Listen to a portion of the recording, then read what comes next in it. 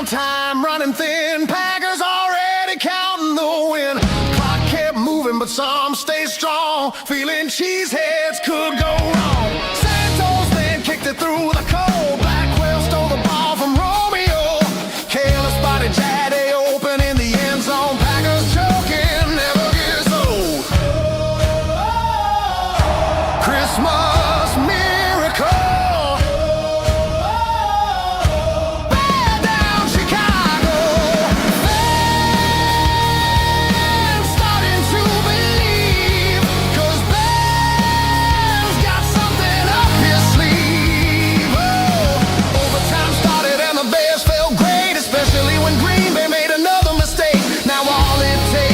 Santos 3 to win, but Ben and the Iceman are always all in. 46 yards, DJ Strong. Touchdown Bears, listen to the going for it all! It is caught! Bears win it! DJ Moore! Christmas miracle. Down Chicago. Fans starting to believe, 'cause Bears got something up his sleeve.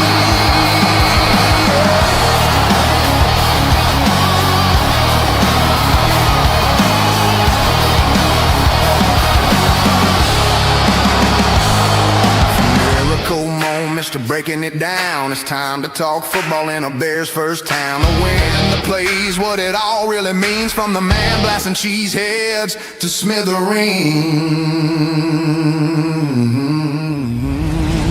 This is Gabriel Talks Football with Greg Gabriel.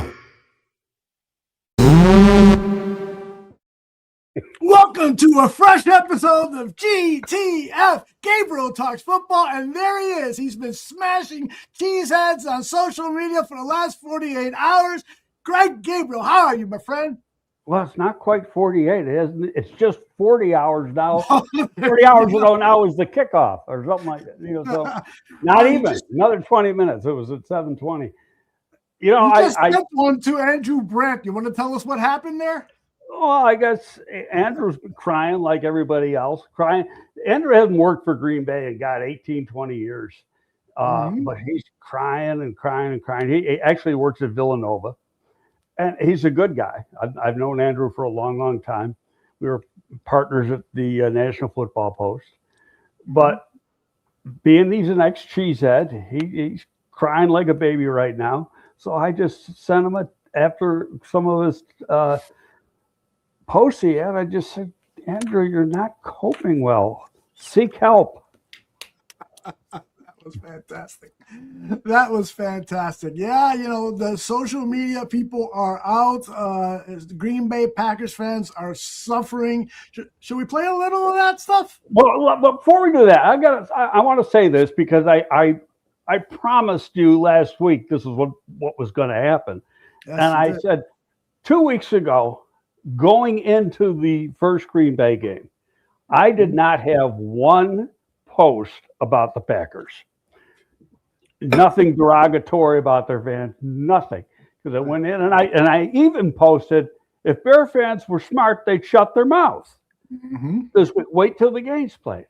So after the game, I received well over 200 derogatory, inflammatory, ugly posts, many of which I've saved. And so it was payback time Saturday and yesterday. And you know what? If we got to play them again in 3 weeks, it's going to be payback time again. Because they ain't winning. They ain't beating Caleb for a long fucking time. Yes. Totally agree with that. Totally agree. We'll play a little clip of one of the Packers players' reaction to the loss in the locker room that I think exemplifies what Greg is talking about. But let's start first with some of these Packers social media guys as they're covering the game and their reaction to what unfolded over the last few minutes of the game. Here, let me play this, and hopefully everyone can hear it. If you want the 2 seed, if you want a home playoff game, if you want to win the NFC North, onside, Oh no! Oh no! Oh no! Onside! Did Dobbs lose that ball on the onside? Are you joking? It's Bears ball. Are you freaking kidding me? And it's Chicago ball.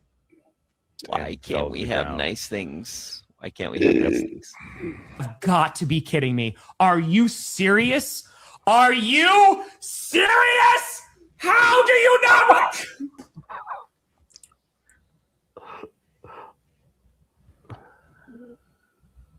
Why is Dobbs backing up? Just catch the ball. Romeo, what are you doing? Romeo, what a great game he was having too. Oh no. Dobbs, why are you taking your eye off the ball like you need to run? Just secure it. Oh my God. It's 2nd and 2. Ball's on the 32 of Green Bay. Thank you, Anonymous. Caleb and shotgun fires, and it is caught. Of course, it's DJ Moore at the 12. Everything hurts. It hurts so much. This is pain. Just nothing but pain. My heart is pounding. Williams, gun, 2 receivers each side. Fires. Hits Loveland. Tight ends continue to kill on this drive.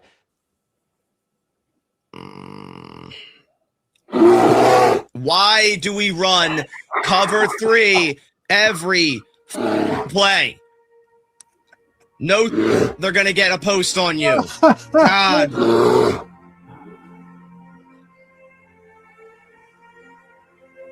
Tight ends are destroying on this drive. Loveland and Komet back to back to back to back to back. My team can't recover an onside kick. Ball's at the 6. Caleb Williams in shotgun with a back lined up to his right. 35 seconds to go. Takes a snap, fires towards the end zone, and it is high and incomplete. 3rd and 4, looking for Zacchaeus. In the gun. Swift in the backfield. Packers showing blitz. They bring it. Quay Walker in pursuit. Back in the end zone.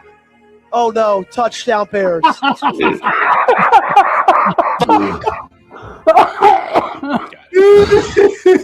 are you so open? Oh my God. Oh Lord, that was priceless. Absolutely priceless. I'd love to give credit to whoever put that video together, but it was posted on X by Mr.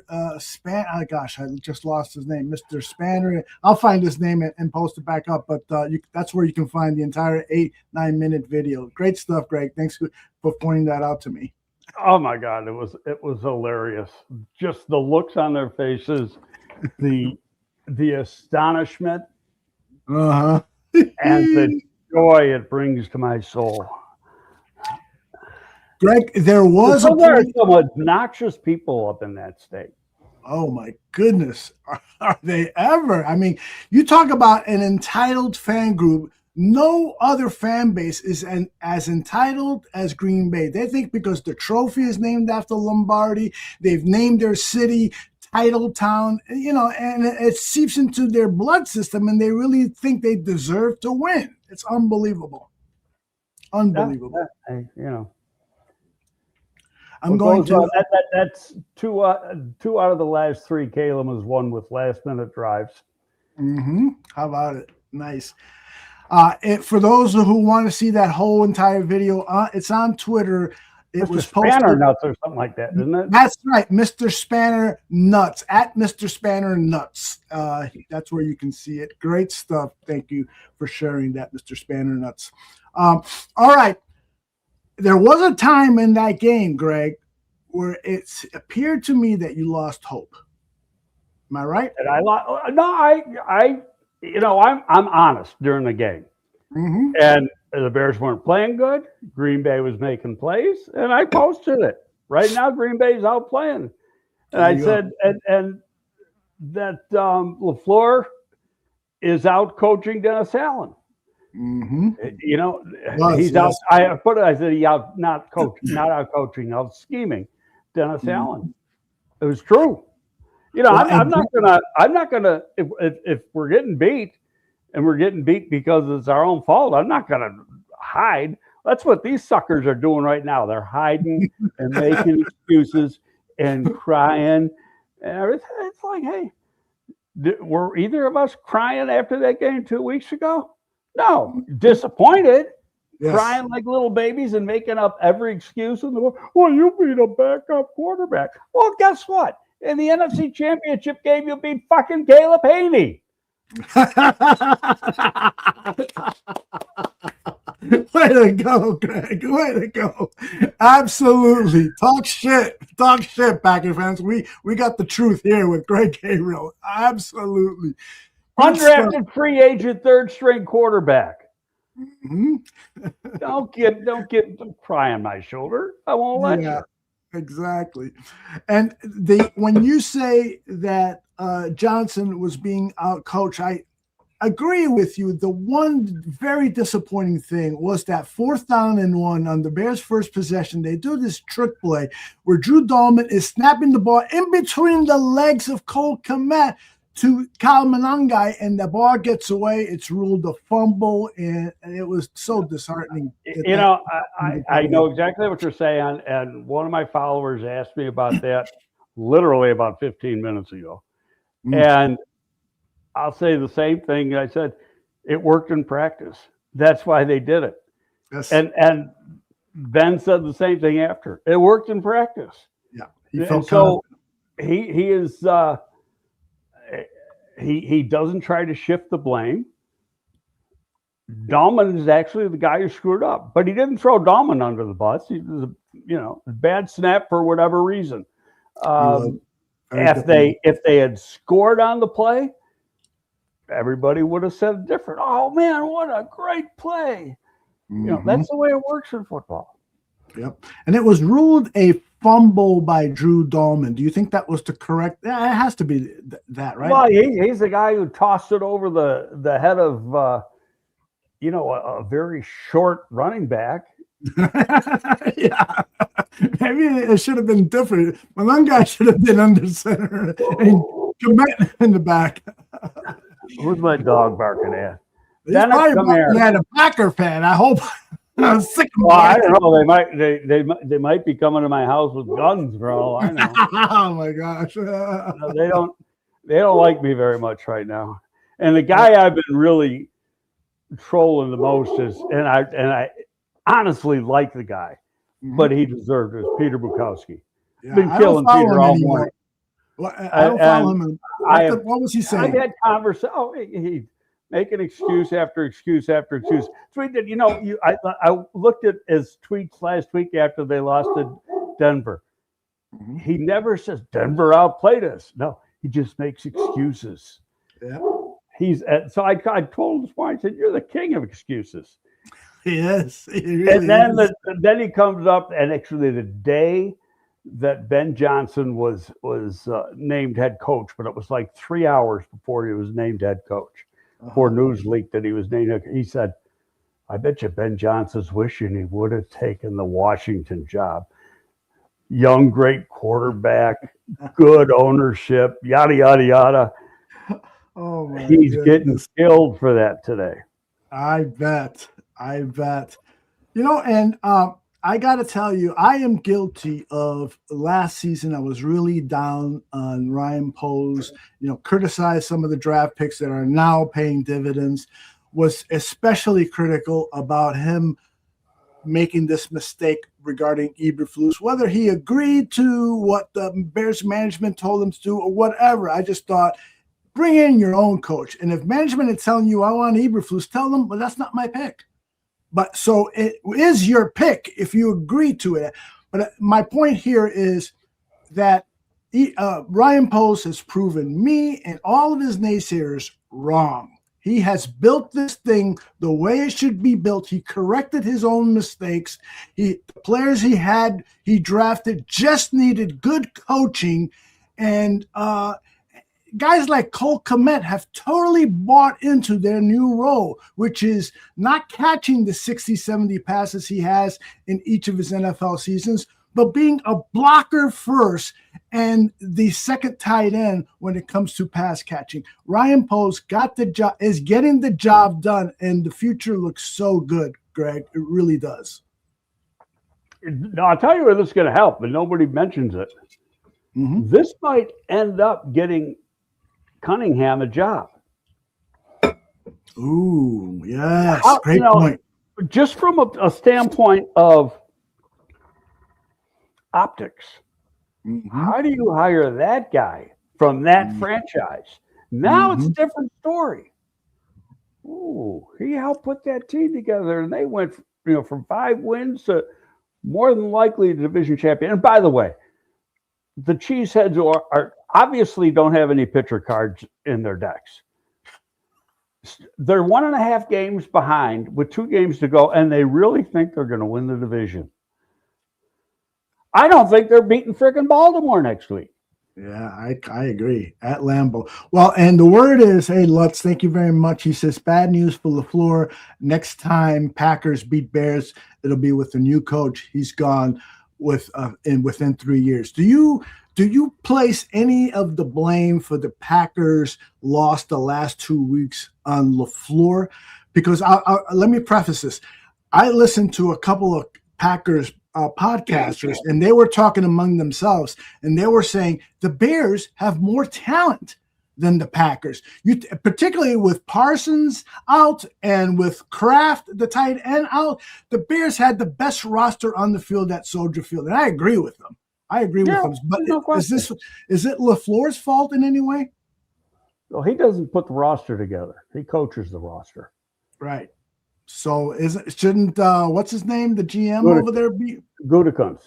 I mean, look at that. Look at their first round draft pick, that wide receiver, Golden. Golden really hadn't done a thing. What a bust. Oh, I'm not going to say he's a bust, but he hasn't done much.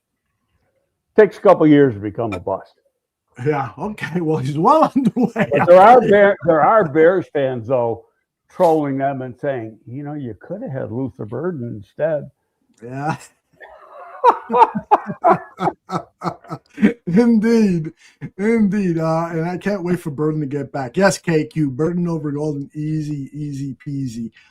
Good stuff. So do you think when I just to talk about Burden and Golden, sure thing. doing tape last year, to me it was shocking that Green Bay took him in the first round.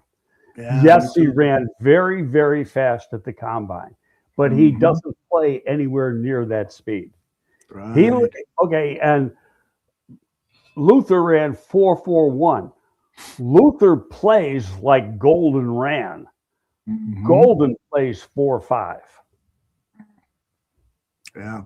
The tape says it all. You don't see elite speed on tape when he was at Texas. That's very perceptive. Some people are saying that maybe even Jahdae Walker is better than Golden. Certainly, the early sample says yes. Last Monday when we did this, we talked about Jahdae Walker, and we said, "You watch, he'll rise to the occasion," and he did. Yes, indeed. Well, let's. I think I've got some audio and highlights of Jahdae. This is immediately after the game. Coach Johnson and quarterback Caleb Johnson talking about Jahdae. Williams, pressure, throwing, corner, has a man, it is caught! Touchdown, Jahdae Walker! And I know to the people that haven't been in the building, it's like, oh my gosh, you're going to the undrafted rookie on 4th down. Well, we see what he does every single week. We see how he goes about his business. There's a reason why we didn't want to expose him to the waiver wire and someone poach him after the preseason. We see a bright future for this guy, and he's done nothing but steadily improve over the course of the season. The coaches trust him. Caleb trusts him. Whoever's on that field in that time, I trust them that they're going to do their job and go make plays when the ball is in the air. Jahdae and I, when Jahdae first got here, Jahdae's my guy. When he first got here, I allowed him to stay in my house for a little bit until he found his spot. We've gone in the indoor and worked out. Just being able to build that connection with him, for moments like this. And throughout the week, having belief and trust in him. Throughout the week, communicate with him exactly what I want, exactly where he needs to be. Him having faith, him having belief, and what I'm saying, what the coaches are saying. He goes out there and makes the plays, and he's in the right spot. the ball to find him, and that's what happened on that play. I ended up obviously going through the cadence, seeing what they were in, and I didn't second guess. I didn't think Jahdae was out there. I knew he was out there, but it wasn't like, oh, Jahdae's out there, I'm not gonna. It was Jahdae's out there, and I'm gonna throw this ball exactly where I told him we're gonna throw it in practice, and he's gonna be exactly where he needs to be. Yeah, I had a lot of confidence that he was going to come down and get it, and so does Caleb. So that's where we're at as a team right now. I feel like everyone trusts that whoever's out there on game day, they're going to come through for us. It doesn't matter who it is at this point. Greg, do you think that they trust Walker enough to basically insert him in over OZ, who has had some problems catching the ball? Different positions. Oh, okay. Oz is mostly a slot guy. I have not seen. I'd have to go back and look at the preseason and see if Jahdae even played in the slot at all. Yeah. He's strictly been an outside. He plays Rome's position. Okay. Or Rome mostly plays, which is and the same type of body. Rome's heavier, but that tall, long body, and he's athletic. I mean, you look at his numbers when he at the Texas A&M Pro Day; they were pretty damn good. So, in all honesty, when you look at his production in 24, wasn't as good as it was in 23. But how about this, though? Just to back up a little bit, you know where this kid was before he was at A&M? At Grand Valley State.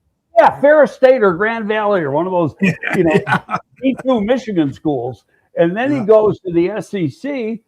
And his first year, he lights it up. And then he had 39 or 40 catches in 24, plus a good pro day. But it wasn't enough to get him drafted, and it's fine with the Bears. But we go back to the preseason. He was one of the stars of the preseason.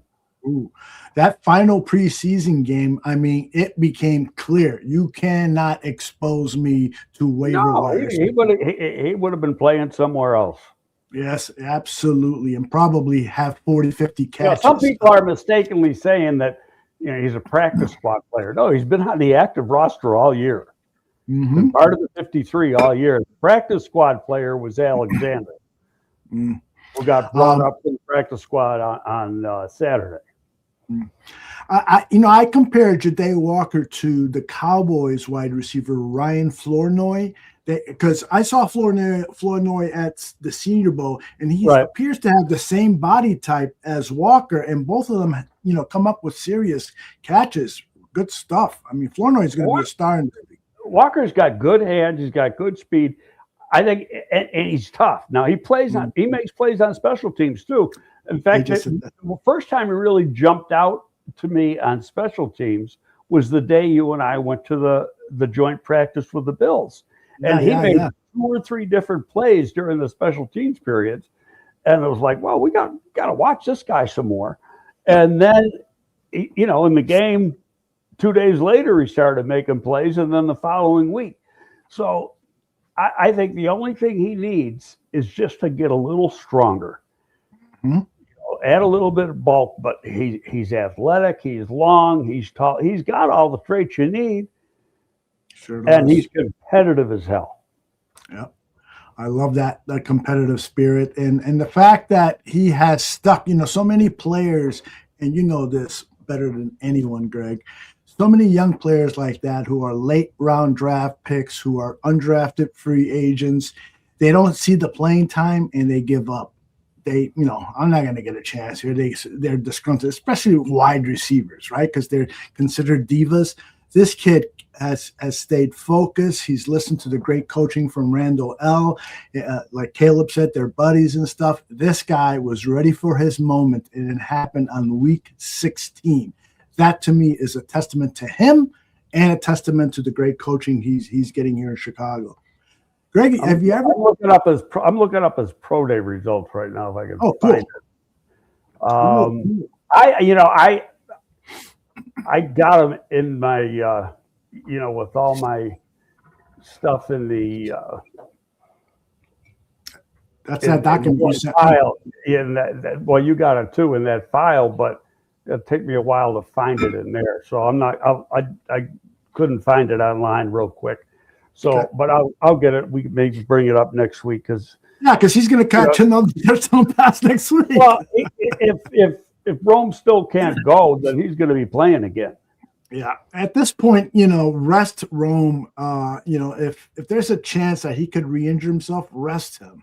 Don't you think? One win wins the division, Right. or Green Bay loss really, but Detroit's lost 7 games around, right? Detroit's out of the division. They can't win the division. It's over. They can make the playoffs, but they can't win the division.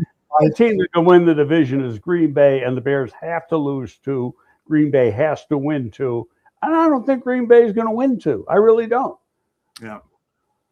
Hey, do you recall what Roma Doomsday's 40 was? Because somebody just said that Rome is slow. 4-4-3. Yeah, it's 4-4-3. Rome is not slow. He's not slow at all. That's one of the things that made him so enticing. He's a big body guy that can run a 4-4-3. I mean, that's pretty good. Now his hands. And he had like a 38 or 39 vertical, and guy's jumped out. No, he's athletic. Yep. And with that afro, he stands 6'6", 6'7". I like it, to tell you the truth. That's like going back 40 years. Yes. I'm going to look Dick up Gordon. Dick Gordon with the Chicago Bears had an afro about that size, the size of Wrigley Field when the Bears played back then. I go back, guys. I go really back. So you're looking up Rome's stats? I'm looking up his combine, and it was 4.45. 4.45. And he had a 39 vertical, 10.4 broad, 6.88 3 cone, which for a tall guy is exceptional. 4.03 20-yard shuttle, 152 10-yard split. He was 6'3", 212 pounds. Amazing, just amazing. I bet he's closer. I bet he's closer to 220 now because he's more built than he was a year ago. When Ben Johnson at his opening press conference told everyone at Hallis Hall and told the media at the press conference, this is the place I wanted to come. That's why, because of players like Rome and Caleb and the pieces on defense and so forth. He knew that this roster, he knew better than most of us fans, that this roster was rich with talent, but wasn't being cultivated well by the previous administration, previous head coach. Yeah, I think the main reason is Caleb. You got to have the quarterback. Mm-hmm. Well, and last season still a lot of people were questioning Caleb, but he saw something in Caleb, and I'm sure he was told. Let's put that in the proper perspective. Fans may have, but people who know football, they're just saying they saw what he went through, which was just crazy. What he went through with, I mean, they had different offensive coordinators. They didn't know how to run an offense. I mean, it was just crazy what he had to go through as a rookie quarterback. What I'm saying is that Ben saw the raw talent, and you go back and you look at the tape of what he did in college, and he's going, damn, the things I can do with this guy. Yeah. Well, but the thing is, Greg, is there was a lot of chatter, away from the public, and you heard it about Caleb being this, Caleb being that. Ryan Dunn wrote that article where he allegedly Tyler Dunn, and Tyler Dunn, everything. Actually, a fellow Buffalonian. Everything that he wrote in that article turned out to be false. Yeah.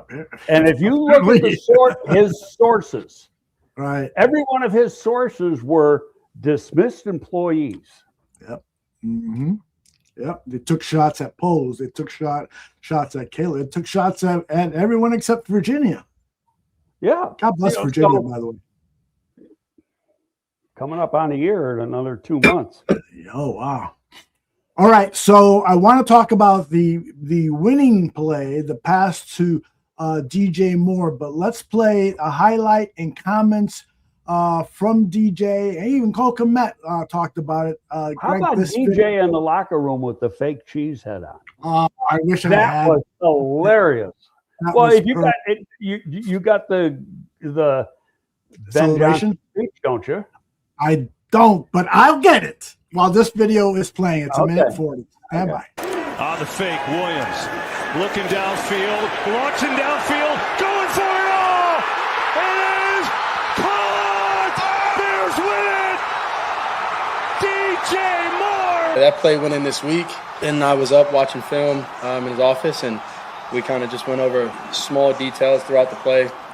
And the next day we came out and discussed it and hit it in practice, like I said, and ended up working out just how we thought. Our second day of practice, we hit it, and it looked good. So just had to run like I did in practice and connect like we did at practice. So it was really a practice rep, but we hit it in game. So like I said, it's just amazing that we did it against them, and it feels great. Hitting practice. And look, you hit things in practice, and as much as you try and do them full speed, like nothing's like a full game rep. And so when you're able to, when adrenaline's going in the moment and be able to hit it like that, and for Caleb to let it fly as he did, I mean, in the wind, we didn't have wind like that in practice all week. And just a special throw and a special catch in a huge moment for us. Caleb threw a dime in practice, and DJ came down with it. And, we're hopeful that it may or may not be there, but we timed that one up right. DJ ran a great route, and Caleb threw him a great ball. But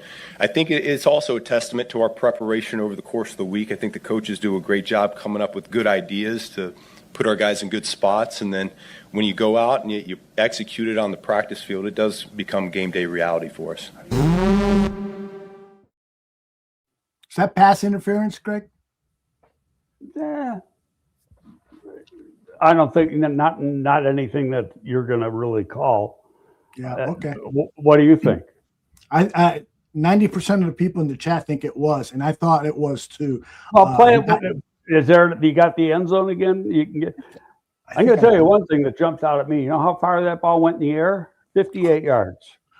58 yards in wind. Unbelievable. Unbelievable. All right. I think I have the all 22 that I can. Oh, let me change that here. Get this stuff out of the way, and then I'll play the all 22. It will potentially tell us if it was interference, and I've got the end zone. There was no flag, so there's no interference. Yeah, right. Exactly. All right. Caleb steps up in the pocket, puts his hands. Oh, he gets there early, Craig. Watch it again from this other view. Poor guy was hurt too.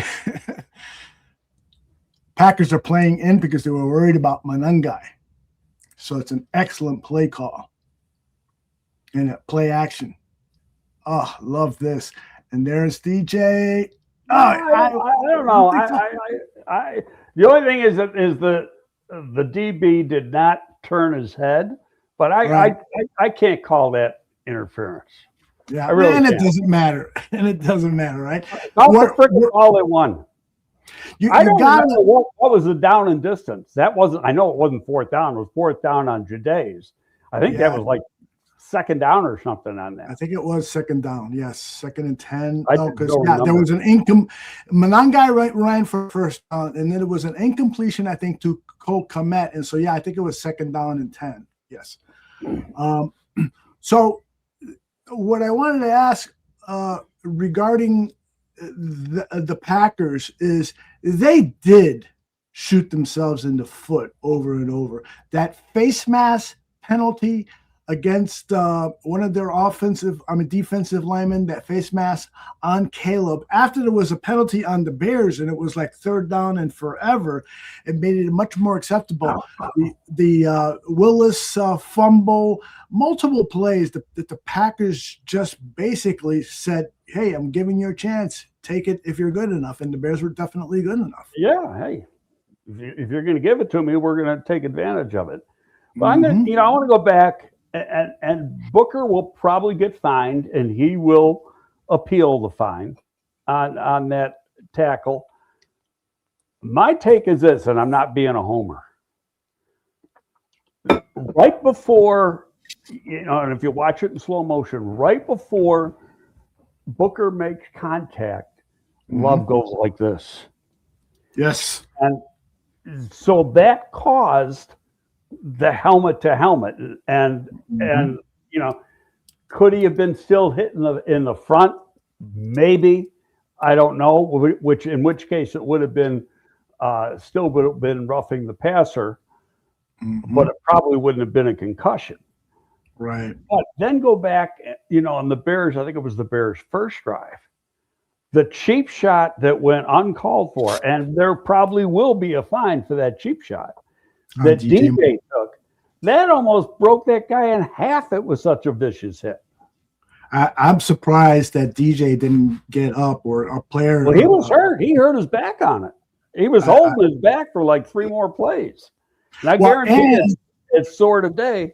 Or not today. Yesterday would have been sore. So you got to admit that the Bears set the tone on the kickoff. They were penalized 15 yards for unnecessary roughness on the kickoff. I think it was hard. I thought that was a BS penalty myself too. Really? I thought he was literally trying to tear that Packers head off, and I applauded it. No, I mean, they were jumping, but the guy was still moving his legs. True, but it was what are just you like, supposed to do? Let him go? Come on. I don't know, man. We're not playing ladies flag football here. We're playing full contact National Football League football. All right, here's a picture of that hit as you described it. Booker on Love, and you can see Love's the crown of his helmet is meeting the crown of Booker's helmet. He initiated that concussion, in my opinion. Booker was just trying to wrap him up. You could tell by Booker's arms; he's putting his arms around him. So I don't think he's gonna. I don't think he'll get fined or suspended. No, the process, he'll get fined, whatever it is. Uh-huh. Now they might they never announce those fines until Friday. Right. But the player might know what it is tomorrow or Wednesday or something like that. But you can appeal. Mm-hmm. And then it goes into an arbitrator who looks at it, and then he can reduce the fine or cut out the fine or let it stand the way it is. So that remains to be seen. And that works with any fine. Yep. Do you find that, because I get the sense that a lot of times when it goes to appeal, they at least reduce the fine or sometimes suspension from 2 games to 1, stuff like that. Yeah, they do. And if you got to, okay, perfect example. Let's use the game yesterday with Pittsburgh and Detroit, where DK Metcalf slaps the fan upside the head. I'll use it that way. Well, when you look at it, you say, oh my God, he's got it. He'll get suspended a game or 2 for that. In theory, yeah. But who was really at fault? Yeah, and supposedly what came out after is some of the stuff that guy said. And this is not the first time that he's been stalking. Yeah, this guy got after DK when Seattle played at Detroit last year. Mm-hmm. And he said something. So this has happened before, and that'll be, they'll come out and they'll maybe say 1 game suspension or 2 game suspension, and that could come out today or tomorrow.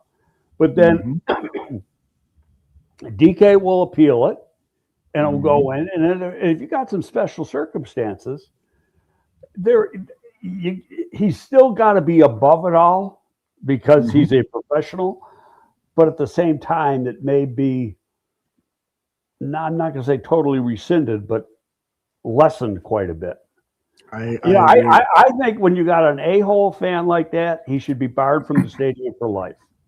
A couple of people in the chat have been saying the same thing. I totally agree with you. That guy. And not just that stadium, every NFL stadium. Yep. And take away it's almost impossible to uphold. But I still think that a situation like that, she should never be allowed in the stadium again. And take away his voting rights, his driver's license. Take it all. Iron feather the MF. I have to agree with Flex Diggs here. He writes, I hope Jordan Love is scared every game he plays the Bears. That's football. And the intimidation factor is huge. You can't, even with all the protection quarterbacks get now, you should not take that away. These are men playing a collision sport, and intimidating the opposing player within the rules or slightly bending the rules if it's a penalty, that's important. Jordan Love now, 2 of the last 4 games that he's played against the Bears has been knocked out of the game. That's huge. That's huge. He's going to be thinking about it. Trust me. Definitely. Hey, maybe he's All right. got a glass chin. It could be. Could be. All right. I promised I was going to play this clip. This is Colby Wooden. I think he's a defensive lineman with the Packers. This is him after the game. I heard about this. I haven't seen it, so I'm interested in seeing this. It's a minute and a half long, but you got to absorb the whole thing because it tells you something about the state of the Green Bay Packers locker room. And then there's news now that Love could be in concussion protocol all week and miss. Of course, yeah. There's no way he's playing next week. Yeah, exactly. You know, and here's why: unless it's a mild concussion, the protocol is you miss a game. There's very, like less than 5% of guys who get a concussion play the following week. Right. And Willis has a bad shoulder. He might miss practices and maybe miss the game too. Well, So and the that's other huge. thing, you've got tape of him playing this year in the game here, and that helps that Baltimore with defensive. A lot of times that happens with a backup coming off the bench because you don't know what the hell they're going to do. But now you've got some tape. And it's not like he's going to repeat. He played a good game. You can't take it away from him. But that doesn't mean he's going to repeat it next week. He might go 1 for 10 next week for all we know. Exactly. And Roquan Smith is pretty good against those mobile quarterbacks. The other guy that might miss next week because he didn't finish the game against the Bears is Josh Jacobs, who has had a bad knee for the last several weeks. I mean, there was talks that he was on Monday. Exactly. All right, so here is Colby Wooden. Cause that's big. Like it's always gotta get back to work. Like it's give those guys credit. You know, they finished, we didn't. All right, but it stings. It stings knowing like, bro, this one's gonna stick with us. This one's gonna stick with us. Just knowing that we came in their house, pretty much dominated from whistle to. And then they was able to make a couple plays at the end to, oh my God, bro. We just gotta look at the film, keep going, and get better. But that was, yeah, that's a gut punch. That's a reality check for us right there. So we just gotta get back to work, go take care of Baltimore, and then take care of Minnesota, and then wherever lies where we're at. You feel me? That's what we gotta do. So. That's just all we gotta do, get back to work and keep our heads up. We ain't gonna point fingers, I got everybody's back. I ain't gonna say it's just 1 play, 2 plays, you know, I love my teammates. I ain't gonna crap on them when they down, you know, like, nah, it's a team effort. It was more than just 2 plays. We all could have been more effective. Like they shouldn't have got over 100 yards rushing. I mean, yeah, no running back. Their running back, they didn't really do like. We just gotta give him credit, man. Just give him credit, bro. Credit. That he to me is what the hell he was saying. That was a down man. Yeah, and you gotta believe, especially with these injuries, that's a demoralized Green Bay Packers team. Even LaFleur sounded, you know, almost like, I don't know if we can do this in his post-game press conference. We got to find a way. That's what he kept saying. We got to find a way. It's hard to find a way when your stars are hurt. I keep getting tweets that they're going to win out and the Bears are going to lose out, and you know they're going to win the division. These people are freaking delusional. Don't they realize how important that game was for Green Bay yesterday? They're entitled. That's what.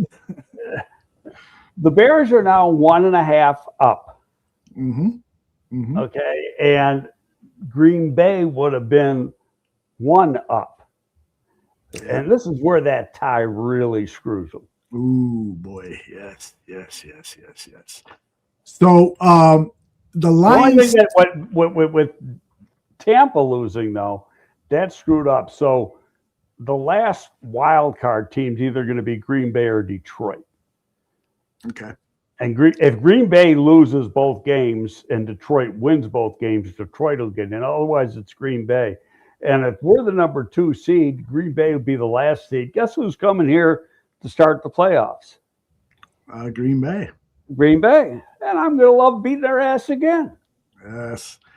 Yeah, I think, it's clear that the Bears, the Steve Young saying in the sidelines, get that monkey off my back, get that monkey. That's what the Bears were basically saying after the game. That's what DJ Moore was saying when he was interviewed by Tom Rinaldi seconds after he made that game-winning catch, and he kept saying it in the locker room. It was especially sweet, especially against them. Cole Kmet saying, I think Cole said, we've never beaten the Packers here at Soldier Field since I've been a Bear. And this guy's in his 5th or 6th season. Right. So did this was huge. Did you ever cue up the locker room? Yes, I do. I have it here. Let us play it now, ladies and gentlemen. This is the Chicago Bears locker room celebration after their win against the Green Bay Packers. Here it comes.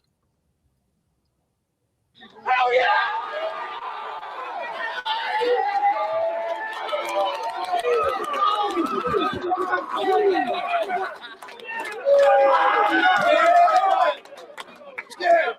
Let me tell you something right now. This is a special group. Say it. This doesn't happen everywhere, gentlemen. Where we are right now, what you guys are doing, it's no fluke.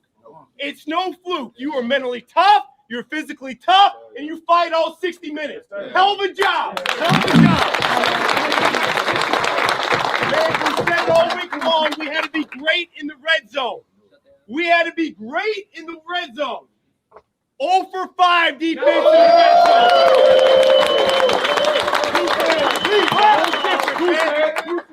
Now bear with me for a second. I got 4 game balls here, all right? Because that sequence there at the end, a number of guys stepped up, all right? Let me start with the first one. Cairo Santos.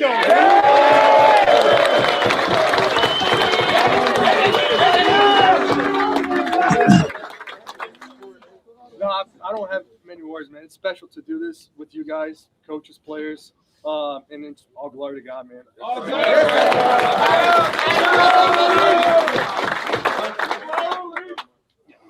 Fourth down, cover 0. Yeah. Who do you throw it to? Jahdae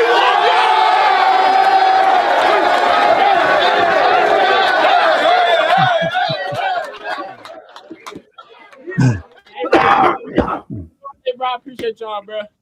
Bear down, bro.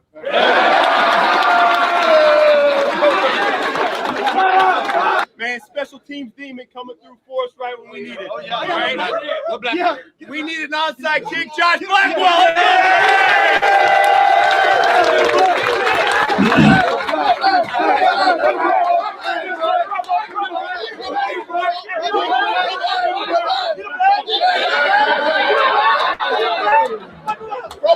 I appreciate y'all, bro, man.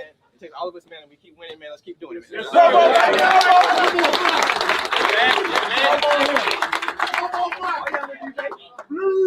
Last one here, man. Last one. And Caleb, I love you. I love you, all right? But this one's not going to you, all right? Because this guy battled through, man. He went down early. He got back up. He knew this team needed him for 60 minutes. DJ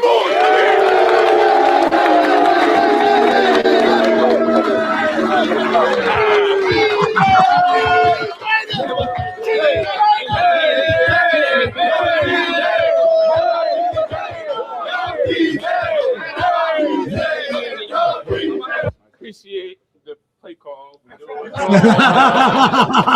seen that when we had it at practice. Appreciate y'all. We had almost the exact same look. 0. I knew Caleb was gonna give me a chance. Perfect ball. At the end of the day.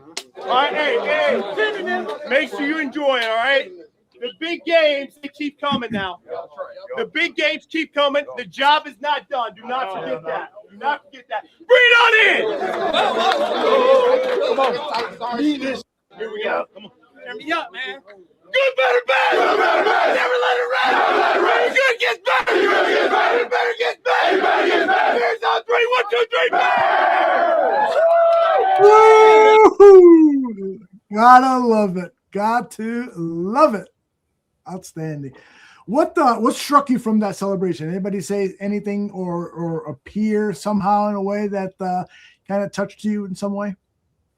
No, I just thought that the DJ putting on the fake cheese head was hilarious. And other than that, it's been pretty much the same. The one thing I just thought of, though, is Blackwell's got a way of making big special team plays against Green Bay.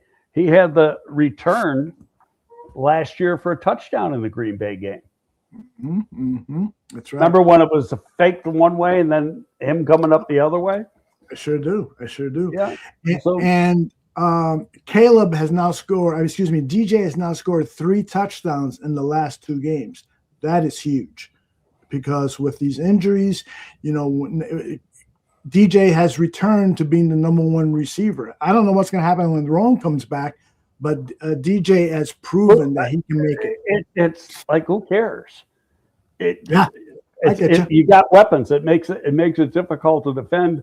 I would think, Luther probably had an ankle sprain. I'd be surprised if he can't play this week. He had an extra day. The game was Saturday. But how about this? I was thinking about this too. San Francisco's got to play tonight in Indy. Okay, so now they got a late game, and they got to fly all the way back to San Francisco. And going west, it's always longer because you're going into the trade winds. And, then play Sunday night against the Bears. They just got that, and Bears got an extra day to prepare, and they got a day less, 2 days less to prepare. Okay. J2K says that, when Caleb does that celebration where he's rubbing himself like this, J2K is saying that the Iceman celebration where he rubs his shoulder is American Sign Language for bear. I thought that was really cool. Now, that's interesting, J2K, because I heard that it was, and maybe I heard this wrong, J2K, I'm not saying that you're wrong, was that a famous soccer player does that after scoring a goal, and that he was, I think Caleb said, he was asked a question, do you follow this soccer? I don't know soccer players' name. The only soccer player I know is Pelé from when I was a kid. No, that was a long time ago. That was a long time ago. But I don't know. So I'll look that up, J2K, just to confirm, what you're saying. But I trust you're always good with your information there. So appreciate that. Erica asked a question in the chat. Why is Kevin Warren always in the locker room? Because he's the president of the franchise. You rarely see that. You never saw Ted Phillips in the locker room? Very rarely, maybe 3 times a year. And Jerry never went in the locker room. I went in the locker room more than Jerry did. Oh, look at that. And don't you think, like Olin told you, this is sacred ground for us? Doesn't that exclude the guys in suits? Yeah, but they're, it's a victory celebration. I think a lot of GMs and stuff go in, owners, they go into the locker room after it's their team, So yeah, they want to go in. No one's going to keep them out.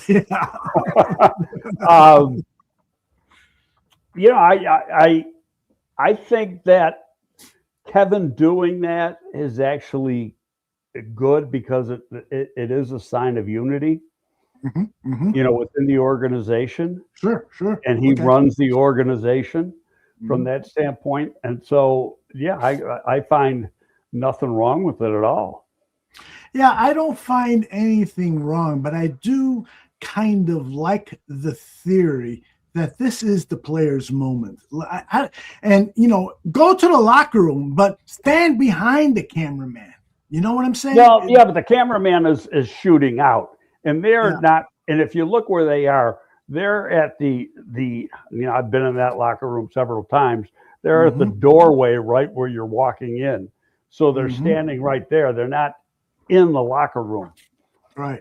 So to and I hate to nitpick like this, but if I am the head of communications, I would tell my cameraman, stand where Kevin is, so that way we see more players in the background. We don't want to see Poles and Warren celebrating, maybe once or twice, but for the most part, we want to see the players' reaction. Like Caleb's reaction is priceless. The other players around, it's priceless. They are really bought into this kind of cheesy, good, better, best thing, and we want to see how they celebrate.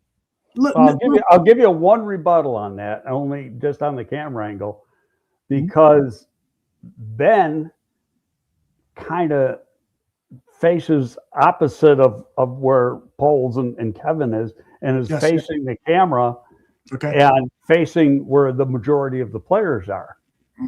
So if you put him on the other side, then you're going to get him from the backside, and it might not be as effective. Yeah, somebody made a good point too in the chat, saying those players might be naked, so you don't want to put it. That's a good one. Starting to be, get in that shower. Yeah, right. So, okay, one other thing about Kevin Warren that I wanted to bring up with you. So the Friday before, was it Friday or Thursday before the game against the Packers, he releases a statement to season ticket holders. It was a fan letter. Yes, and to the entire public. So they have now expanded their stadium search to Northwest Indiana. Your reaction? Strictly politics. Now they are saying there's no way that we're bluffing on this. Of course they're saying that. Do you expect them to say anything different? You gotta, and this has nothing to do with how you and I think, but that buffoon in the Capitol who runs the state is fucking clueless. Pritzker. Okay. I've never seen a guy more clueless in my life than him. He's a member of the Lucky Sperm Country Club. It's not like he made the money. His family made the money. He inherited it. But he is a total buffoon. And when you think about it from the stadium aspect, well, we're not going to spend the taxpayers' money. Well, do you know how much money the taxpayers or the state or the county are going to get back because of that project? Think of the property taxes that are in there. Think of the sales taxes that go on. Once that whole thing is developed, they're going to get it back tenfold. So, that's the problem with politicians who aren't businessmen. They never look at the big picture. They look at a tiny little bit. Okay, let me rebut that. Okay. The big picture is that the state of Illinois has a massive budget deficit. No question. I live in Arlington Heights. I'm going to reveal, I pay $18,000 a year in property taxes. Well, I got you beat. Are you and I going to pay more in property taxes? Do you want to pay more? I don't. I think they've come up with ideas to enable to do that, like a hotel tax and some other things to pay. They're not. The Bears are not asking for a penny to go into the stadium. It's strictly infrastructure. The Bears are paying for the stadium. Right. Okay, who gets benefit from the infrastructure getting improved? How about everybody? It is true, but there are a lot of economic studies that new stadiums that cost multi-billion dollars and get hundreds of millions or more than $1 billion in revenue from the state, that it takes 40 years to pay off. And in 40 years, they're looking for a new stadium. Look, we still owe this. Okay, and I can argue that too. I can argue that too, because they're looking at strictly the stadium. But when you got this parcel that's over, 325 acres, 327 acres. Okay, Yes. That whole parcel is going to get built up. The stadium isn't taking up 300 acres of land. Okay, so now you figure in everything else that's there. Yeah. And so, the stadium itself as a lone entity, I agree with you. But when you figure everything else and the taxes that you get from that and the sales tax and everything else, that 40 years is cut way, way, way down. Okay, so what I really want to ask you, and I'm glad you brought up, the point, but do you think that releasing that information a day or two before the Bears-Packers game was ill-timed? No. I think it was. I took it as a strategic shot at state government. Probably Fat Boy Pritzker. Okay. do people in the chat let me know your thoughts? Do you think it was ill-timed? Because I've heard a lot of comments in social media. Why the hell are we talking about this when we're facing the biggest game of Yeah, but what's it really has nothing to do with the game. It doesn't affect the players. It takes the attention away from the game. Look, you and I are talking about it now. So I understand Swanky saying some terrible lies about me, saying that I spend more than $18,000 on women than I do. Swanky, that was between us. Put me on mute for a second. I got a cough. My lungs are acting up. Okay, I gotcha. Oh, that's what happens when we get old. We're going to get muted, not only for our coughing, but our political thoughts. I'll mute myself. How do you feel, brother? You're sounding real good again. How you feeling? I forgot that. I feel good, but I'll tell you, my walking and the strength of my left hand is still, I got really frustrated this week. So, and I do have to watch how excited these Bears games are making me, because the next day I woke up like super tired and a little lightheaded. I know it's because of all the screaming I was doing. So Bears, don't kill me. Please don't kill me. I've given you too much of my life already. I'll tell you, did you ever get a fit? I tweeted some things. I said, Green Bay's playing better, but I never felt that they were going to lose the game. And when they kicked that field goal, I thought that was absolutely the right thing to do, was kick the field goal. Absolutely. And the only thing is I wasn't 100% positive that Santos would make it, but he did. And he didn't make it by much. But that is the key. You put a guy in that stadium who knows how to kick in that stadium, you're going to make a lot more of those kicks than you're going to miss, because those winds are swirling all the time in there. I'm telling you, Greg, I during the off season, I'm thinking about writing a fan manifesto, and number one is going to be never give up. Even if in your mind you're saying, "Oh, we're blowing this game," don't say it publicly. Don't put it on social media. Keep rooting for this team with your public actions and words, because it's just a bad vibe when people are saying, "Oh, we fucking blew this. Oh, fucking Caleb. Oh, fucking this." I that just drives me nuts. It drives me nuts. I've been involved in the game too long, between the player and the front office, that I just can't. And really, the first time I experienced here, and I experienced a bunch in New York, but the first game I experienced here was my first year here in 01 against Cleveland down at the old Soldier Field. There's 29 seconds left in the game. We were down 2 scores. We won. Yeah, look at that. Yeah, and curse every Bears fan who leaves the game early. We need your support for all 60 minutes. I gave shit to Danny Sherman. He went to the Cincinnati game and he lost when the Bears were up by almost over 2 touchdowns or whatever it was. He leaves, and as he's leaving, he hears that the Bengals have taken the lead. I'm like, they took the lead, Danny, because you left the stadium. So he goes, yeah, I went back and was able to see the final touchdown. I go, well, see, thank you. Don't do that, please. Well, there'll be at least, knock on wood, I'm sure the Bears are going to win. They're just too good. What Ben said of the locker room is correct. He goes, there's some special in that locker room, and that team's got some special to it. The cheeseheads and some of the other people may think, no, they're going to lose to San Francisco, or they're going to lose to Detroit. They aren't going to lose to Detroit, okay? Detroit sucks. I watched Detroit last night against an awful Pittsburgh team at home. And Detroit can't play on the road in the cold. They just can't do it. Thank you. That's and how about their run defense? That was pathetic. Oh, my goodness. And I got to tell you, Campbell calling plays, I think that's a disaster. Well, yeah, but I hope he keeps doing it. Yes, please. I mean, what's he going to do? Hey, Give it go to ahead. Morgan?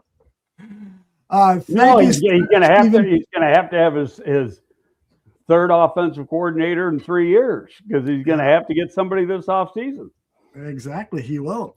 Stephen Agishi says, glad you're doing well. Happy holidays. Stephen has a great podcast called the Double A Team. Follow him on Twitter. Take a look at that podcast. He books some really fabulous guests and great discussions there. Thank you, Stephen. Really appreciate you popping in and the donation. All right, so let's talk about Bears and 49ers. What concerns you? And I got to admit, I have not done my homework yet on the 49ers. I'm going to watch them tonight because I haven't really seen much of them this year. Yeah, me neither. Brock Purdy is back. Do you like Brock Purdy? Yeah, Brock Purdy is you could go back and say a Joe Montana type or something. He doesn't have the great traits. Mm-hmm. He's got good enough arm, but he doesn't have a cannon. He is more mobile. I always liked when he was at Iowa State. I thought he was one of the most underrated quarterbacks in college football because all he did was win at Iowa State, and Iowa State isn't loaded up like Georgia and Alabama and Notre Dame. They got a bunch of 2 stars and 3 stars that are coached really, really well. And this guy, he's a winner. He's a good freaking player. Yeah, he really is. So how do you play? How should Dennis Allen play against Brock Purdy? Do you rush him and get some exotic blitzes, or do you stay back? Mixture. You got to mix everything up. It's like you're going to do with anybody else. You got to mix things up. Mm-hmm. Do the Bears have any injured defensive players that could be back this week? Because Tremaine is back, and I thought he looked pretty good. Yeah, but CJ got hurt yesterday. Really? CJ got hurt on that and didn't come back in. Dobbs touchdown. He jammed his knee running. Yeah. It looked like he hyperextended it. And nobody said that's what it looked like. And so, is he going to be fine? Who knows?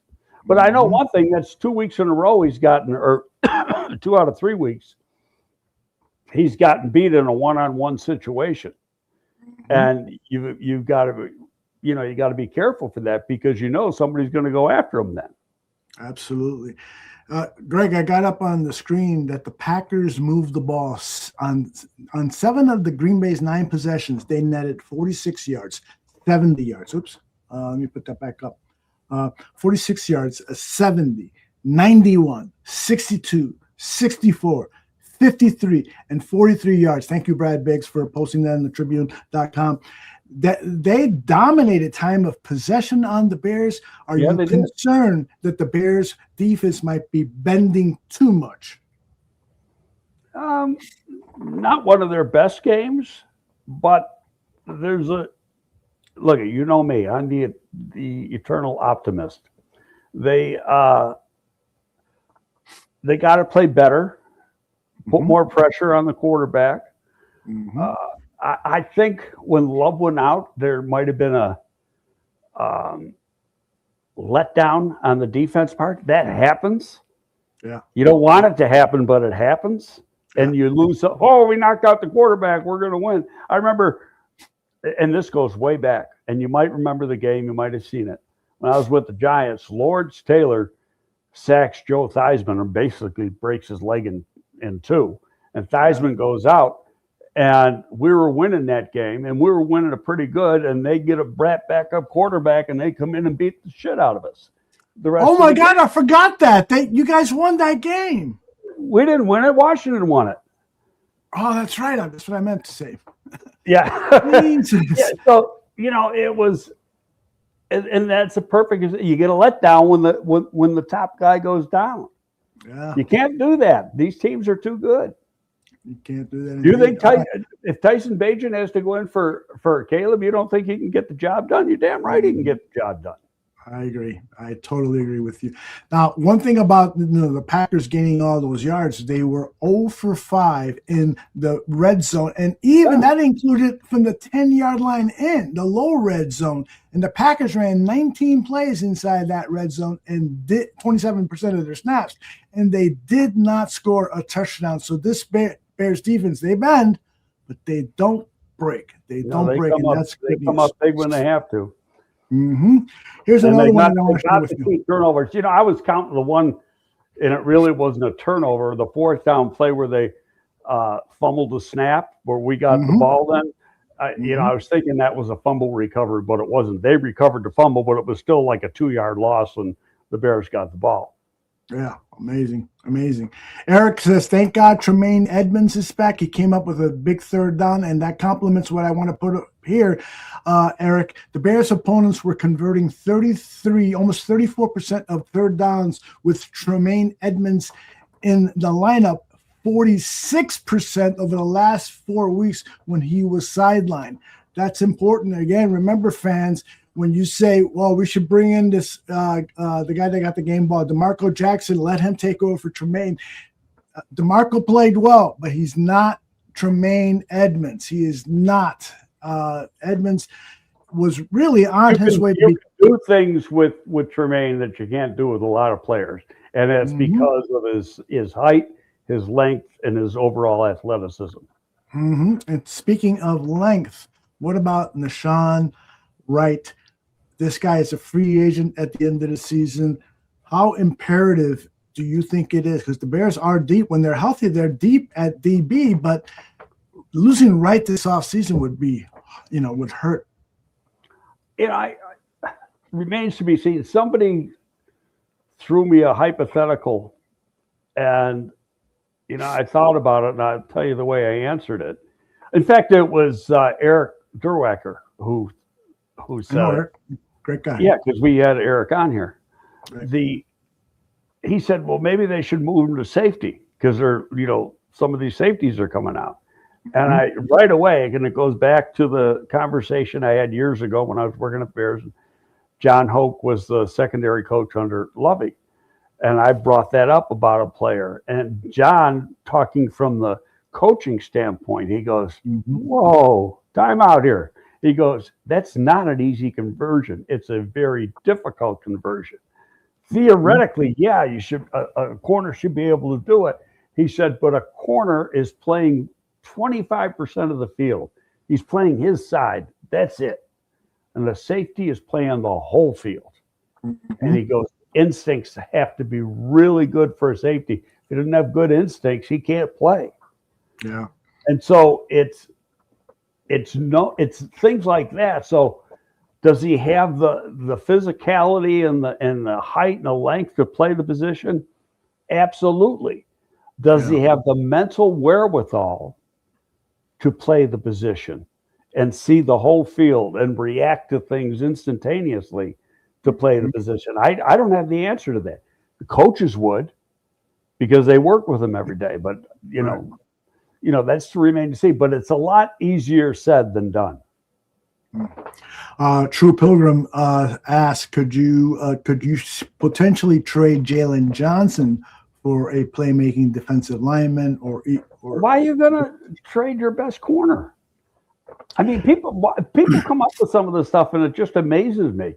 Like, well, they're going to trade DJ Moore in the offseason. Who won the game yesterday? That's on Saturday, yeah. Indeed. That's it's you don't just get that's people playing general manager. Okay, and so you're going to give up your best corner to get something else? No, know what you do? Go draft a good defensive lineman. Yeah. Well, here's the thing, though, Greg. The cap is you can manipulate the cap. You know better about the cap than I do, but it is going to be a monumental challenge to this team to keep guys like Darnell Wright, to sign one or both of those safeties currently on the team, Brisker and Jaquan, to sign some other key players that this team would like to continue on in 2026 and beyond, they're going to have to move somebody or somehow create some cap space. And we don't. And to be fair, to be honest, it's something we can start talking about a month from now. I hear you. But they're not easy decisions. Who has the most value to the team, and how much money is it going to cost to keep them? That plays into it. But then you got to look at the other side, because you know what? Good teams lose good players every year, and they stay good teams because their front office knows who to keep and who not to keep. Right. But where this team has been never getting comp picks, now you're going to start seeing us getting comp picks. Yeah. Because you're going to lose some of these guys. And so, but you're not going to see it next draft. You'd see it the following year. But at the same time, maybe Ian Cunningham gets a job this offseason. That's a third-round pick this year and a third-round pick the year after. Now, personally, I hate that rule. I think the rule is I'm going to say, I don't know if racist is the right word, but it might be the right word, because it's like telling you got to hire a person with color versus a guy that maybe is a better candidate because of the draft picks you're getting and stuff. So that's why I don't like the rule, because some people are using the rule the wrong way, so to speak, and really pushing a guy. But hey, is what it is. I just don't like the rule itself. Yeah, and I understand why it was implemented, because so many owners just are not exposed to African American minority candidates, and so I think there's a better way to go about it than rewarding a team for hiring a person of color. There should be, and they do this, but they maybe should do more. Have seminars where the owners can meet these. Well, they do. They've started that. They do have these things now, and it goes on. And there's a lot of qualified guys out there. There's so many more qualified guys now than there was even 10, 12, 14 years ago. The pipeline is getting really nice and robust, no doubt about it. Somebody wants your opinion on Jalen Johnson's play. And before you do that, Greg, I'd like to tell you that his snap count has been slowly being upped. So when he came back, he was playing about 30% of the snaps. And I think against Green Bay, it went up close to 40. So he's slowly being worked in. And he has said himself, I'm not 100%, but I'm getting better all the time. Having said that, what do you think about Jalen's play so far since he's come back? He had one play a week ago that I didn't like. Other than that, I thought he's played pretty darn good. Big interception. And he's Tyreek. And actually, it's helping Tyreek a little bit, too, because Tyreek has been playing hurt, and they're really splitting time there. If CJ is hurt, what are you going to do? Are you going to put McLeod in at the nickel, or are you going to put maybe Tyreek in at the nickel? You're not going to put Johnson there. I don't see him as a nickel. I agree. But it couldn't be Tyreek. I don't know. That's a coaching decision. Right.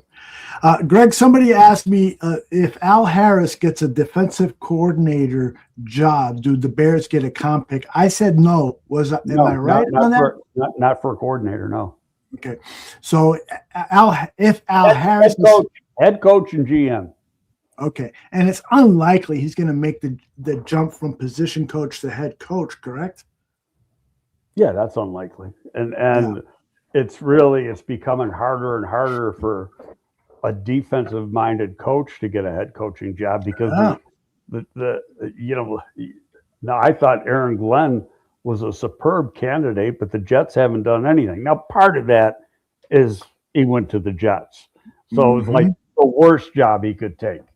But a lot of these guys, well, Quinn though did a good job the first year at Washington. They're not doing a good job this year. He was a defensive coach, and the guy in Houston is a defensive coach. But a lot of the success it has been the offensive coaches, and those are the guys they go after. But just as many offensive coaches fail too. And look at McDaniel down in Miami. He's been atrocious. Yeah. Indeed, that's been a shocker to me because I thought he was going to do much better, but he really doesn't have the quarterback necessary to. Yeah, but really, I don't think he's had the locker room, and those guys just don't play. Yeah, football players don't respond well to little skinny people who wear glasses. I'm sorry, it's the Trustman rule, you know. I mean, there could be something to it. I don't know. You gotta have a guy that's gonna take off his shirt. You know, if he's gonna be an offensive genius, he's gotta take off his shirt and have muscles. When I was playing minor league football, we had a big old lineman who was the head coach, and you didn't mess with him. Oh, there you go. Okay. Yeah, and so I mean that's what I respond to. So it seems that this year the two best hires for head coaching positions are Ben Johnson and Liam Cohen, the offensive guru down in Jacksonville, who has turned around Trevor Lawrence's career. Yeah, no, Cohen's done a good job, and he was a guy that I've been watching really for a few years. He was with the Rams, but he couldn't call plays with the Rams because McVay does.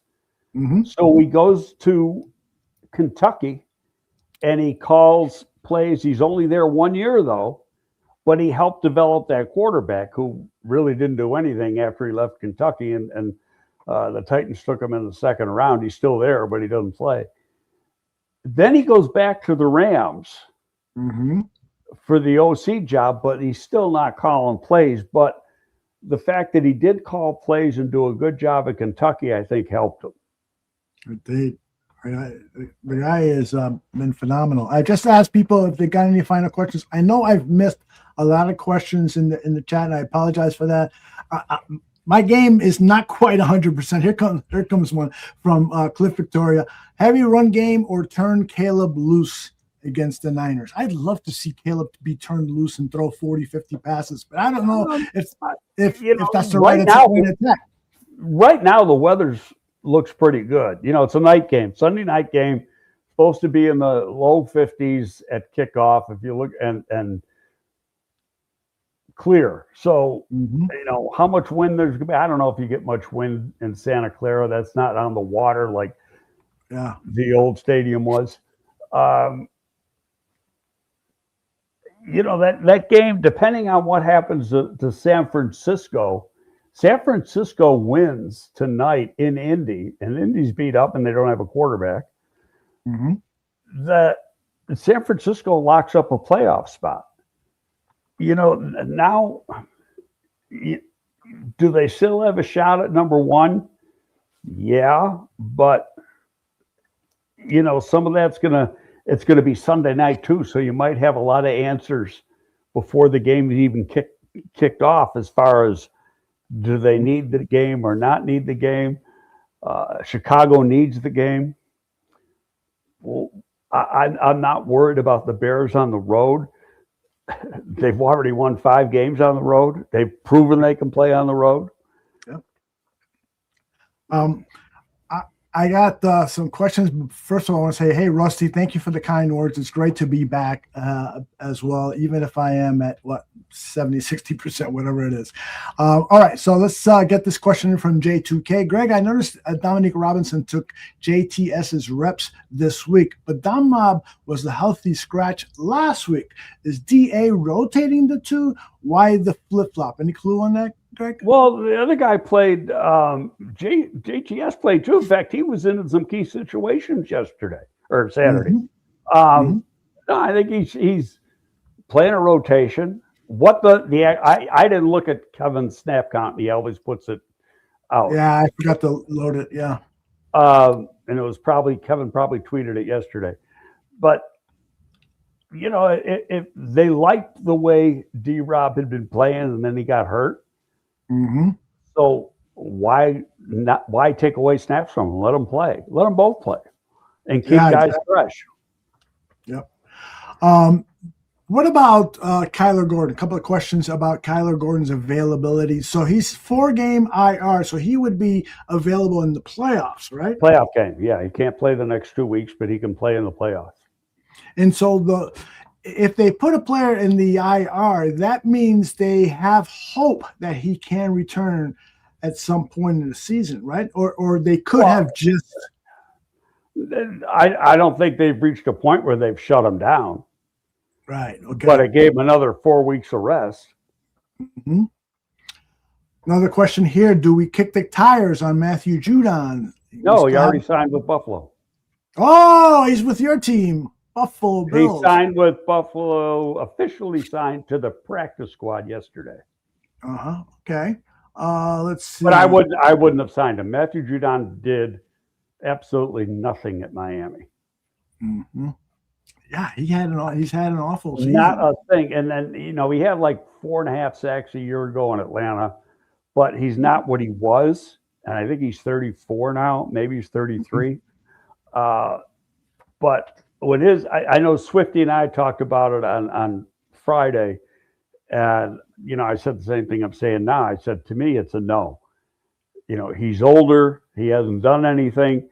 And Swifty brought up a good point. Well, maybe if he goes to a place that's a contender, you might get something. Well, he did. He's going to Buffalo. Yeah. Buffalo, and he's on the practice squad. He's not on the 53, and he can be brought up 3 times. Well, there's 2 games left.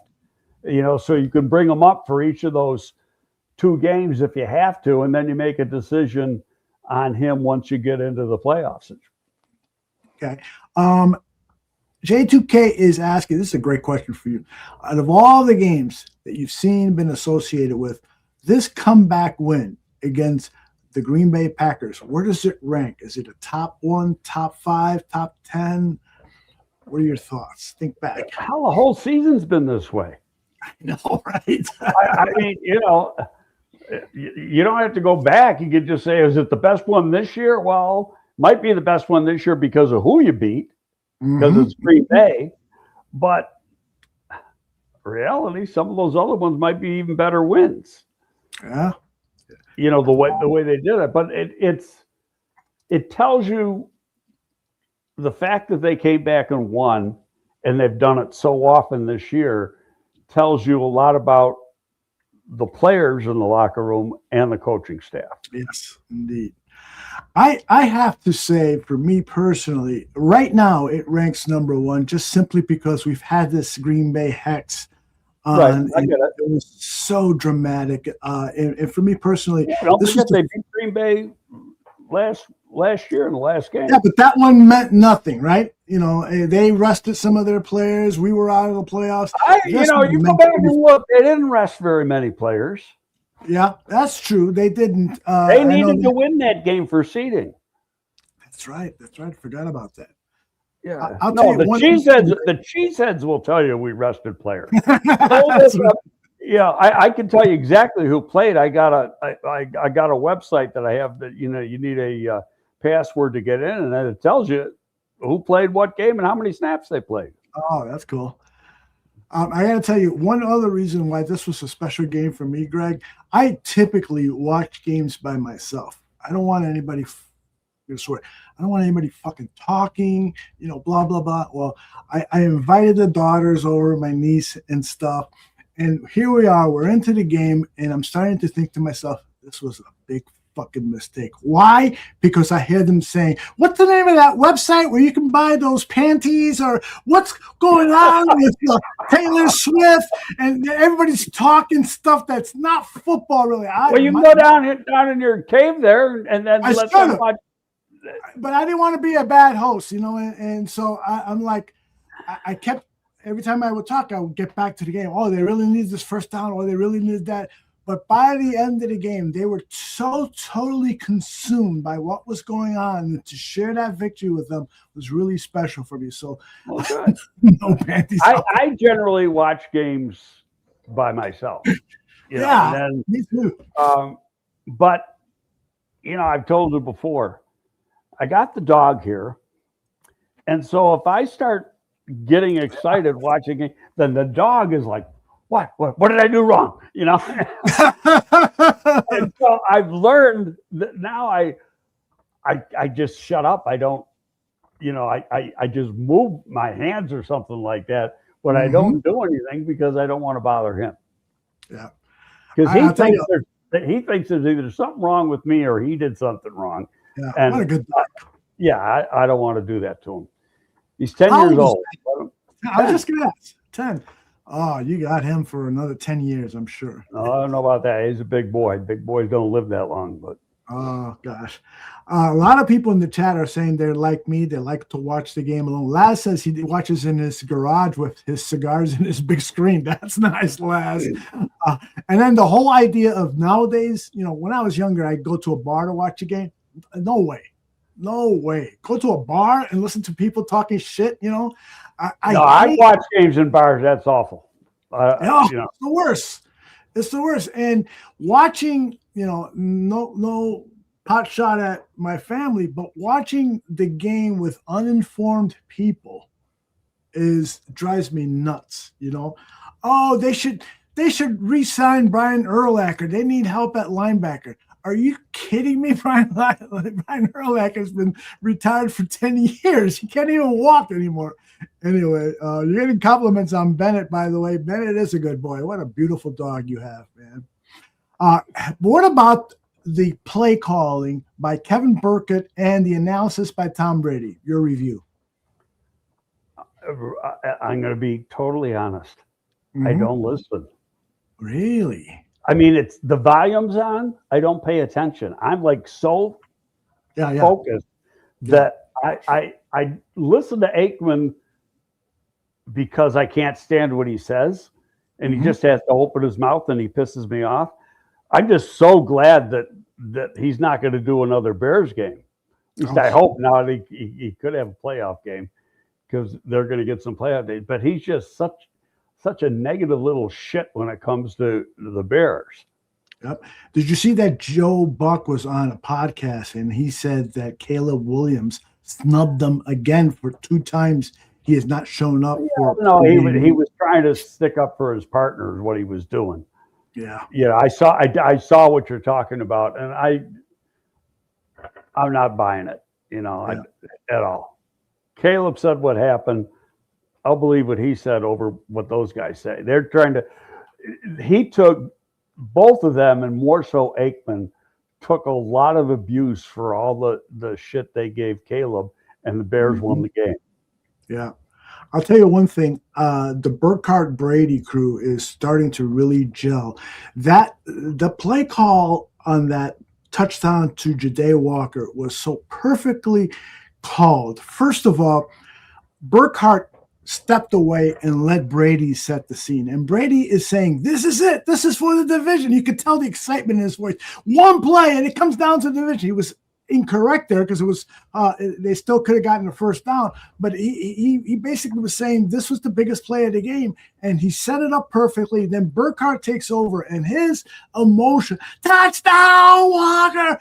I thought it was just beautiful, poetic stuff, and a piece of TV that I'm probably going to watch over and over and over again. And by the way, thank you, Maddie, for stopping by and saying FGB. He's at work, but he sent over a couple of hard-earned dollars for us. Thank you very much. Thank you, sir. What else do about the game or the upcoming game do you want to touch on before we get out of here? Well, I'm gonna watch San Francisco tonight because if I've watched a half of San Francisco all year, that's a lot. Yeah, me too. So I want to see them. Obviously, find out what the injury situation is going forward. We're not going to hear anything about that. We'll hear about that on Wednesday, but having the extra day always helps. It's never a hindrance. So could it mean you get Rome back, or you get the other receiver back? Maybe not. I don't know. We'll find out. Yeah, your question here from Arnie. Let's sneak this in. Will Bears alter their game plan to the same stuff for playoffs? So, in terms of when they get to the playoffs, we can expect Ben Johnson to continue to infuse that playbook with new stuff that hasn't been seen before. Is that right? Yeah, I mean, you're going to treat the playoff game just like you treat a regular season game. Mm-hmm. It's the play itself jumps up a notch, the intensity level of the play, right? Because it is the playoffs, and that's where, looking at it from a negative side, you got a lot of players on this team that haven't been to the playoffs yet, so it's going to be new to them. Yeah. And so now you got to have guys like Tremaine, who's been in the playoffs with Buffalo a lot before he came here, Joe Tooney, Jackson, guys who have already walked the walk, so to speak, as far as being with playoff teams. They got to help lead these guys. Yeah, exactly. Lester Reporter with $2 donation says, loud bars drown out Joe Buck and Joe Aikman. Well, that is true. That may be a good idea to go to a bar just so. I don't mind Buck. I just can't stand Aikman. Yeah. Buck I just don't like is I don't think Aikman does his homework. And I think he's very biased. He goes into a game with a conceived favorite of who he's going to root for or whatever, and he doesn't do much homework. Now, the guy who was kind of surprised me over the weekend was Tony Romo, because Tony Romo, when he started out, was great. And then it seemed like he got lazy. And then this past game he did, it was like the best game he's done in about 2 years. I thought he was good. Yeah, I agree. All right. J2K says, Greg, would you rather face Green Bay, Detroit, or a non-division team, Seattle 49ers, in the playoffs? Good question. You're going to – chances are we're going to have the number 2 seed. You're going to play Green Bay or Detroit. And more than likely Green Bay. I can't wait. I want them again. I want them again with Aaron Rodgers. And if they play Green Bay and Green Bay wins, I'm good. Somebody's going to try to kill me up there. But I mean, Well, if they play in Detroit, and you have to be in Detroit. The that's right. Here. You're right. You're right. I'm sorry. Oh, the only way they don't host a game is if they lose their last 2. Somebody asked, what has to happen for the Bears to clinch home field advantage, get the number 1 seed? And basically, the Seahawks, who play the 49ers, they got to beat San Francisco, and I don't know. Panthers. The Rams are at 4 losses, right? Then it gets down to when you got a tiebreaker between head-to-head competition within the division is the first tiebreaker for division teams. But when you got separate conferences, I think it's conference record. I don't know. It's still 2 weeks out because you got 2 more games. What's going to happen next week? And that will really tell the story more than anything else, because then you'll know what you got to do in the last week. As I said last week, the ideal situation for the Bears, in my opinion, is for the Detroit game not to mean a frickin' thing. Exactly. Well, and I got to tell you, these 2 games for the Seahawks coming up, Panthers and then the 49ers, those are not gimmies.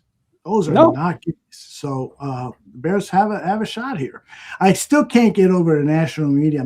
I tuned in this morning to the sports talk shows, and they're still talking shit about the Bears. Yeah, I'm still not convinced, blah, blah, blah. It's like Adam Schefter stuck up for the Bears, basically said, listen, we started this discussion on whether they were going to have a winning season. Now it went on to whether they're going to make the playoffs. Now we're talking about whether they can win the number 1 seed and go to the Super Bowl. This team deserves consideration as a Super Bowl contender. Thank you, Adam Schefter. Quick question here from Bear He Boy. wants to continue getting information from Ryan Poles. Of course he's going to. That's probably it, yes. Can Tyreek play the nickel position? I don't know. We discussed that just a little while ago. That I can't answer it.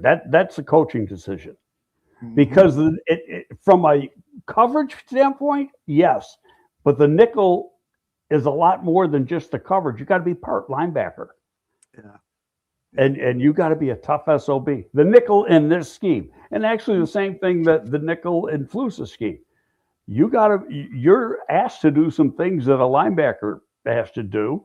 And so to say that can Tyreek do that? I don't know. Yeah. Well, I do know this. The Bears are going to go to San Francisco and they're going to win. And I'm going to continue to say that until they prove me wrong. I'll have a better feel after I see the game tonight if I can stay awake that long. Yeah, I hear you. Both of you and I should take a nap right now. I'm going to. I woke up at 4:15 this morning, and so once I woke up, I said, "Screw it! I'll get up. I'll do my stuff." And I thought, well, maybe I can get a nap in before I do this. And of course, I didn't. But now I got all my work I do for agents stuff is done. That's the advantage of getting up early. I get the shit done, and then because this tires me up flapping my jaws for an hour and 45 minutes. I hear you. Kay wants to know about Blackwell playing the nickel. He's done it before, and he played pretty well at the. That's a coaching decision. Mm-hmm. Is he tough enough? Yeah, I think he's tough enough. He's not the biggest guy, but I do think he is tough enough to play it. Yeah. All right, that's going to do it. Thank you for all of the donations, the questions, participation. If you have not seen the beginning of the show, we put together a great new open to celebrate the Bears win over the Packers. Take a look at it. I think we ought to use that for the rest of the year. But that's I'll tweak it a little bit, and but I agree with you. Let's do something new. Get it more playoff ready, because I didn't mention in that open that we're in the playoffs, and so we got it. That surprised me. I did not think Detroit was going to lose to Pittsburgh. I thought they were going to win, especially because they were playing in Detroit. Then I watched that game, and Detroit is freaking awful. Mm-hmm. That is a bad football team right now. They're demoralized. Pittsburgh is not that good. I know. And Merry Christmas to all of you as well. Lee Bruin saying Merry Christmas to you and your families. Yeah, have a happy and safe holiday. Don't suffer any strokes. Don't suffer any strokes. It's not fun. That is not a gift. For Greg Gabriel, I'm Aldo Gandia. Take care, everybody. Bye-bye.